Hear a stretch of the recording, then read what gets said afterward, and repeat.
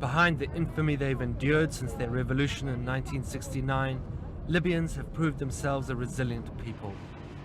Today, they celebrate the 25th anniversary of one of the most controversial characters in the world. Whilst much has changed since Gaddafi emerged as the leader of the revolution a quarter of a century ago, the world's attitude towards him and his country has only worsened. Today, Libya and its people face broader and more stringent international sanctions than ever before.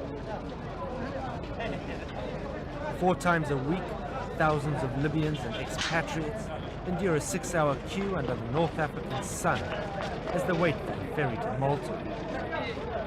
The UN sanctions imposed 2 years ago mean that the sea journey from Tripoli is the most efficient method of travel abroad. Such restrictions raise more than tempers. Inflation grows and the economy suffers.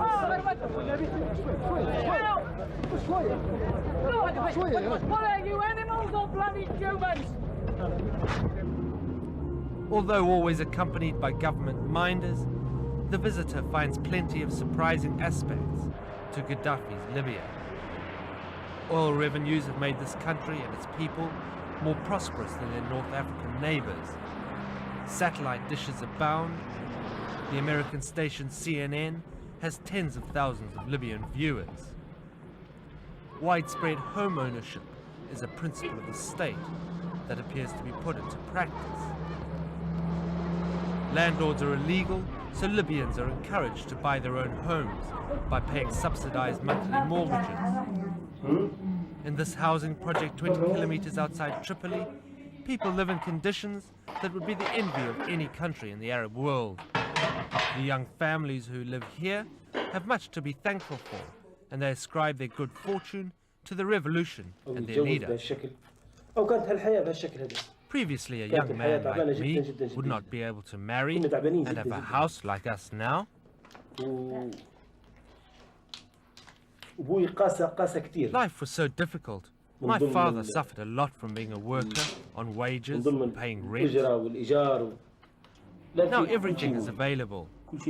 Life has changed in every aspect. Gaddafi wrote down his political formula in what every Libyan knows as the Green Book. Unusually, for this part of the world, Gaddafi's Green Book demands equality for women. The Green Book gave women a big role. Previously they were just objects. The Green Book gave women their rights. Now they can build, carry guns, fly a plane, drive a car, or join the army. In all fields, we're treated equally with men. Despite at least 3 coup attempts and a number of failed assassination bids, Gaddafi, the idealistic leader of 4.5 million, still has support from many Libyans. The Green Book is Gaddafi's Bible. In it, he calls for a strict socialist system of rule and lays out a plan for a society where everyone is equal. Gaddafi's support for violent movements around the world provoked the United States in 1986 to bomb Gaddafi's home. It was in revenge for a terrorist attack in Germany, which it now appears the Libyans may have had nothing to do with. Nevertheless, the Green Book clearly outlines Gaddafi's enthusiasm for such movements.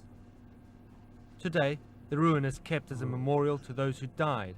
Amongst the dead, her bedroom preserved in her memory, Gaddafi's 1.5-year-old daughter, Hannah. Nous l'avons laissé pour que les gens qui viennent visiter la Libye viennent regarder ce que les Américains ont fait comme vandalisme, terrorisme, pour qu'ils puissent apprendre et voir ce que les Américains ont fait ici chez nous. C'était la nuit du 14 avril 1986. Ce que les Américains ont fait. Eux, d'un côté, ils parlaient de l'humanité, de la démocratie, etc. Mais voilà le résultat, ce qu'ils ont fait. Today, Libya's foreign ministry has toned down Gaddafi's sponsorship of the world's radical young fighters. We're making the decisions, and we are making the mistakes too, not only the achievements, and we have nobody to blame except ourselves. What is the role of Colonel Gaddafi then in all this business? Why is he there? I think he has a very serious problem. He is an idealist man in a world that is everything except an ideal. He wanted the people, especially the poor people, the people who used to walk barefooted and persecuted by every government, to become the masters. And he turned the pyramid of authority upside down.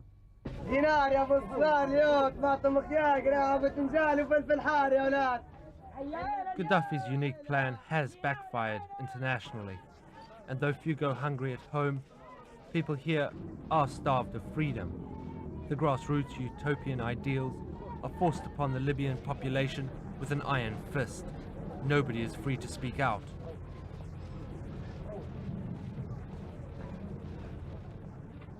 How do you think about your leader, Colonel Gaddafi?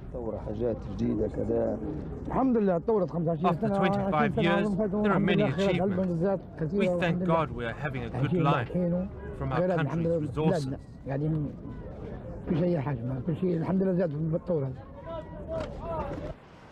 Gaddafi has brought to his rule something of the uncompromising life of the Bedouin. He was born in a tent and spends months each year roaming the deserts.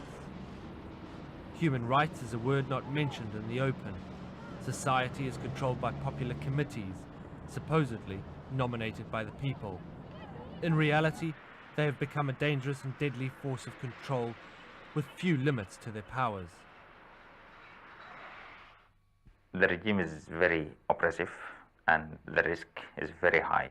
The students of the revolution committees in Al-Fatah University and in Benghazi University have actually tried fellow students and hanged them in the university grounds. This happened during the students' revolution, and also we heard about a teacher who has been tried by his student and hanged to death.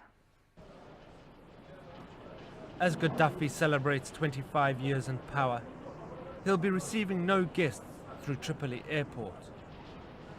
Accused of protecting the two men who blew up the Lockerbie jet in 1988, Libyan airlines are unlikely to fly in the near future.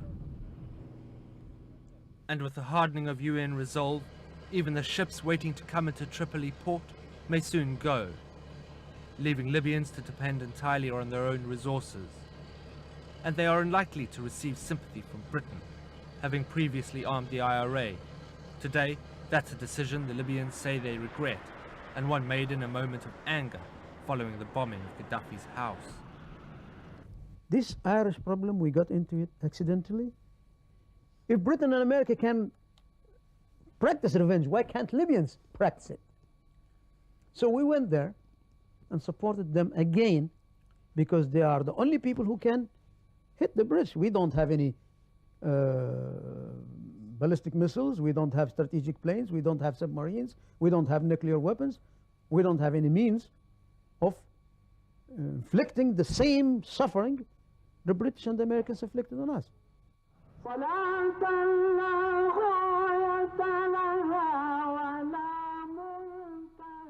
As Gaddafi reaches his 25th anniversary, he may yet have his greatest challenge ahead. The Islamic resurgence taking root in North Africa is no friend of his. All mosque preachers in Libya are employed and controlled by the government, in the same way that journalists are. Already the Algerian fundamentalist group FIS is said to have a toehold in Libya. While Libyans can afford to eat, the fundamentalists are unlikely to be a problem. But that could change if sanctions start to hurt ordinary Libyans.